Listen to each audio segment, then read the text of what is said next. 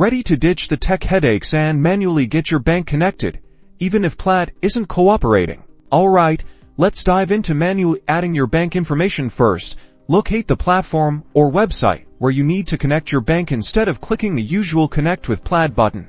Look for options like manual input, add bank account details, or something similar. You'll typically be presented with a form asking for your bank's name. Be precise. Use the official name as it appears on your bank statements. Next up, you'll need your account number and routing number. You can find both of these on a check through your online banking portal or by contacting your bank directly. Double-check these numbers.